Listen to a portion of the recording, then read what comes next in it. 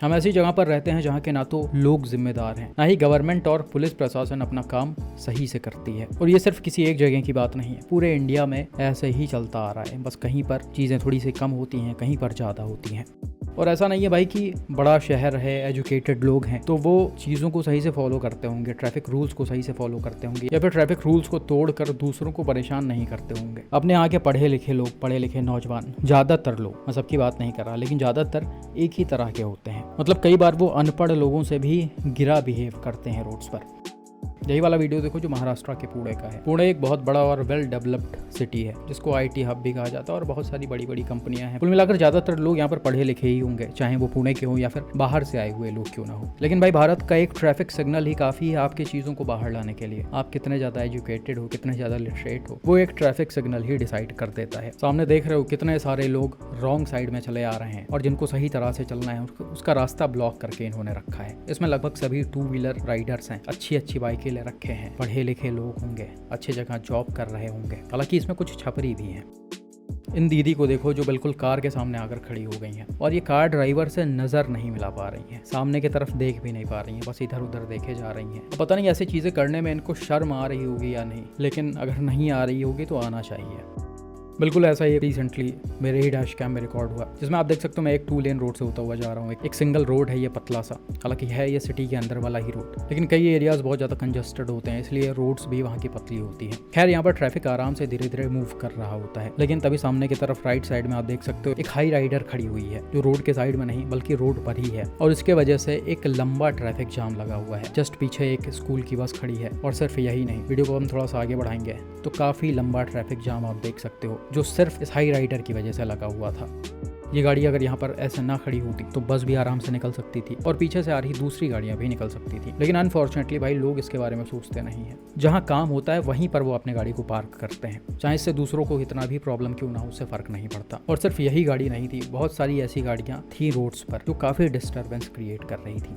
हालांकि यहाँ पर गवर्नमेंट का मिसमैनेजमेंट भी बोल सकते हैं, जहाँ पर ऐसे गवर्नमेंट ऑफिसर्स होते हैं, रजिस्ट्री ऑफिसर्स होते हैं, वहाँ पर दिन भर बहुत ज़्यादा भीड़ होती है, बहुत ज़्यादा लोगों का आना जाना लगा होता है, लेकिन इन ऑफिसर्स के पास एक प्रॉपर पार्किंग की जगह तक नहीं होती है। और पार्किंग तो छोड़ दीजिए, अंदर भी चीज़ें बस काम चलाऊ चलती हैं भाई। 1-2 कूलर लगे हुए हैं और दुनिया भर की भीड़ अंदर घुसी है, मतलब हालत ख़राब हो जाएगी आपकी। ये समझो कि हम इसमें सिर्फ लाखों रुपए कोर्ट और स्टाम्प फीस देकर आते हैं, उसके बावजूद ये हालत है।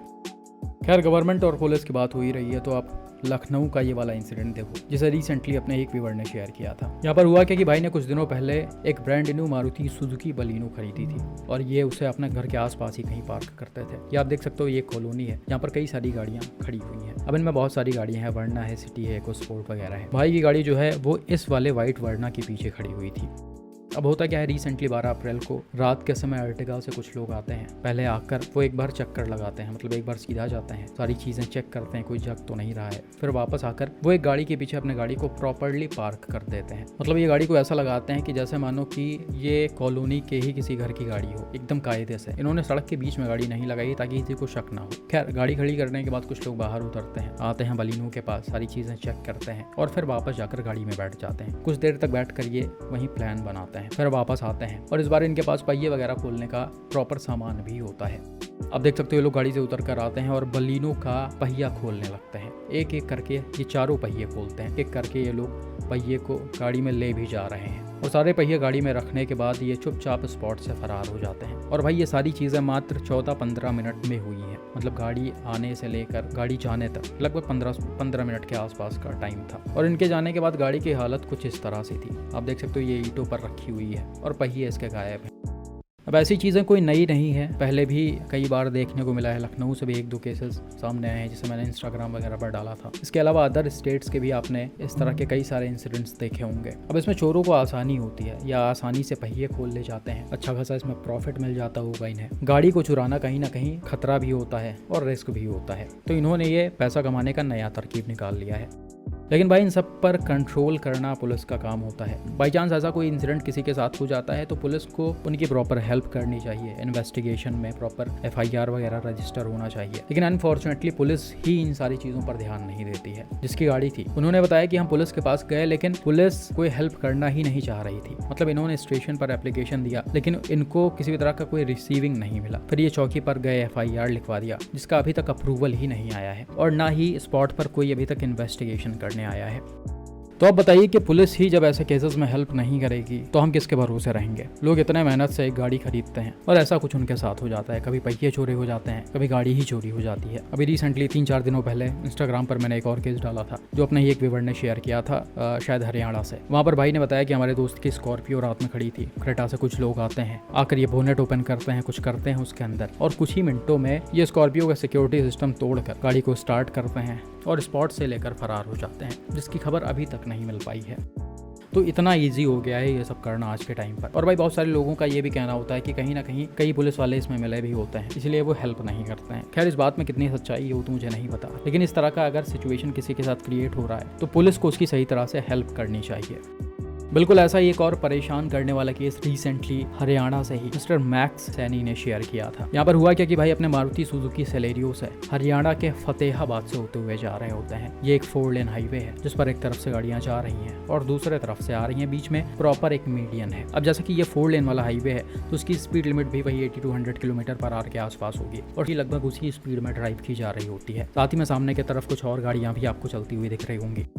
खैर थोड़ी दूर आगे चलने के बाद होता क्या है, सामने चल रही ये कैरेंस अपने लेन से हटकर अचानक लेफ्ट वाले लेन में चली जाती है क्योंकि उसके सामने से यानी रॉन्ग साइड से एक होंडा सिटी काफी तेज रफ्तार में आ रही होती है। इस गाड़ी की स्पीड भी वही 70-80 km/h के आसपास रही होगी। अब कैरेंस सामने से हटती है, होंडा सिटी दिखती है, लेकिन इतने कम ड्यूरेशन में सेलेरियो के ड्राइवर टाइमली रिएक्ट नहीं कर पाते और ये अपने कार को लेफ्ट नहीं कर पाते, जिसके बाद इन दोनों ही गाड़ियों की आमने सामने से काफी ज्यादा जबरदस्त टक्कर हो जाती है। भाई वीडियो को देखकर आपको समझ में आ रहा होगा कि दोनों ही गाड़ियों की स्पीड ज़्यादा थी और इस चीज़ को आप इम्पैक्ट से भी समझ सकते हो। जब ये दोनों गाड़ियां लड़ी हैं तो एकदम से उछलकर अलग साइड में चली गई हैं, सेलेरियो रोड के किनारे चली आई है और होंडा सिटी उछलकर मीडियन पर रख गई है और इन दोनों ही गाड़ियों का फ्रंट काफ़ी बुरी तरह से डैमेज हो गया है। एक तरफ सिटी का बोनेट, बम्पर, हेडलाइट ये सब डैमेज हुआ है, दूसरी तरफ सेलेरियो के फ्रंट में और ड्राइवर साइड डोर में काफ़ी नुकसान आ गया है। फॉर्चुनेटली गाड़ियों के एयरबैग्स टाइमली ओपन हो गए थे, जिस वजह से अंदर बैठे पैसेंजर्स को बहुत ज़्यादा इंजरीज नहीं आई। थोड़े बहुत इंजरीज के साथ सभी सेफ थे। डैशकैम कार में तो भाई ही बैठे हुए थे, लेकिन सामने की तरफ सिटी में एक फैमिली थी जिसमें बच्चे भी थे, लेडीज भी थी और as per the dashcam car driver गाड़ी को भी एक लेडी ही ड्राइव कर रही थी। हालांकि भाई यहाँ पर किस्मत ही थी जो किसी को ज़्यादा चोटें नहीं आई, वरना इस तरह के एक्सीडेंट्स में बचना लगभग नामुमकिन होता है। सिर्फ इम्पैक्ट से ही लोगों को काफ़ी ज़्यादा चोटें आ सकती हैं या फिर उनकी डेथ हो सकती है। वहीं गाड़ी अगर उछल कर इधर उधर चली गई, मतलब ये मीडियन पर क्रैश बैरियर भी नहीं लगा हुआ है, मीडियन को क्रॉस करके गाड़ी दूसरे तरफ चली जाती, दूसरी तरफ से कोई बड़ी व्हीकल आ रही होती, कोई और गाड़ी आ रही होती तो बहुत बड़ा नुकसान हो जाता। कुल मिलाकर चीज़ें बहुत ही ज़्यादा खतरनाक थी और ये खतरनाक सिचुएशन होंडा सिटी के ड्राइवर की वजह से क्रिएट हुआ। अब ये अपनी गाड़ी को रॉन्ग साइड में क्यों लेकर आ रही थी वो तो नहीं पता, लेकिन भाई इन सब के बाद जब डैशकैम कार ड्राइवर ने FIR रजिस्टर कराना चाहा तब पुलिस ने उनकी बात नहीं सुनी। डैशकैम कार ड्राइवर का कहना था कि सामने की तरफ एक VIP गाड़ी थी, उसमें इन्फ्लुएंशियल पीपल बैठे हुए थे, उनका पॉलिटिकल कनेक्शन भी था, जिस वजह से FIR रजिस्टर नहीं हो रहा था। मैं लगातार पुलिस स्टेशन के चक्कर काट रहा हूँ, लोगों से हेल्प मांग रहा हूँ, लेकिन कोई सुनवाई नहीं हो रही थी। साथ ही में इन्होंने बताया कि कहीं ना कहीं पुलिस मुझे ही आरोपी बना रही थी। पुलिस का कहना था कि हमने सिंगल लेन कर रखा था, मतलब अदर साइड वाली रोड बंद थी और इसी पर दोनों तरफ की गाड़ियां आ जा रही थी। लेकिन भाई यहाँ पर सिचुएशन थोड़ा सा अलग दिख रहा है। आप देख सकते हो एक्सीडेंट के जस्ट पहले ऑपोजिट वाले लेन में लगातार गाड़ियां जा रही हैं, लगभग 3 से 4 गाड़ियां आप कैमरे में कैप्चर होते हुए देख रहे होगे। दूसरी चीज, ये अच्छा खासा चलता फिरता हाईवे है, सिर्फ सिटी ही थोड़ी ना रॉन्ग साइड में आती। अगर ऑपोजिट लेन बंद होता तो और भी गाड़ियां इधर से आ रही होती। वहीं पर जब एक्सीडेंट हो गया है तो फोटोज में भी आप देख सकते हो लगातार दूसरे तरफ से गाड़ियां निकल रही हैं, जिससे कहीं ना कहीं ये समझ में आ रहा है कि वो वाली लेन बंद नहीं थी।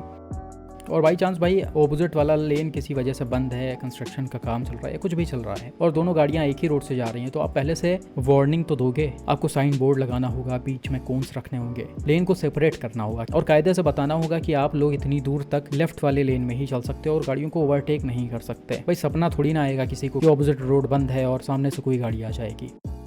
तो अगर लेन बंद होने से इस तरह के एक्सीडेंट्स होते हैं तो फिर अथॉरिटीज़ पर कार्रवाई होनी चाहिए, NHAI पर कार्रवाई होनी चाहिए और विक्टिम को पूरी तरह से कंपनसेशन मिलना चाहिए। लेकिन खैर यहाँ पर चीज़ें थोड़ी सी अलग ही दिख रही थी, मतलब ज़बरदस्ती रोड बंद करने की बात हो रही थी। खैर अभी कल तक मेरी बात सेलेरियो के ड्राइवर से हो रही थी और कल तक उन्होंने बताया था कि हमारा FIR रजिस्टर नहीं हुआ था। मैं मॉर्निंग में जाऊँगा SP से मिलने, वहाँ पर देखते हैं क्या होता है। और भाई फॉर्चुनेटली आज इनका FIR रजिस्टर हो चुका है, इतने दिन बाद, 1 महीने होने वाले हैं इस चीज़ को।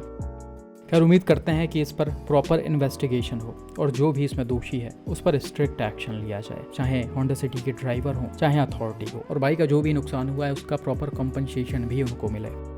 बाकी भाई अगर होंडा सिटी के ड्राइवर जानबूझकर रॉन्ग साइड में आ रही थी तो ये वाकई में बहुत ही ज़्यादा डिस्टर्बिंग है। इस तरह की चीज़ें करके आप अपने फैमिली के साथ साथ दूसरों के फैमिली के भी जान से खिलवाड़ कर रहे हो। यार जैसे कि मैंने बताया ये इन्वेस्टिगेशन का पार्ट है कि कौन यहाँ पर गलत है, अथॉरिटी गलत है या होंडा सिटी के ड्राइवर गलत है। देखते हैं इस पर क्या एक्शन लिया जाता है, मैं आपको आगे अपडेट करता हूँ। बाकी आपका इस तरह की चीज़ों पर क्या मानना है, इस तरह के लोगों पर क्या मानना है, कमेंट करके ज़रूर बताएं। और भाई हमेशा अपने गाड़ी में डैश कैम्प्स लगवा कर रखें ताकि ऐसी चीज़ें होने के बाद आपके पास लाइफ प्रूफ हो। और ऐसी चीज़ें कहीं ना कहीं इंडियन रोड्स पर आम होती जा रही हैं। तो अभी तक आपने गाड़ियों में डैश कैम्प्स नहीं लगवाया तो हमारा यानी रोडवैंस का डैश कैम्प बाय करिए। इस पर अभी अच्छा ऑफर चल रहा है, अभी जाइए और इसे वेबसाइट से बाय करिए। बाकी इसकी क्वालिटी आप देख सकते हो।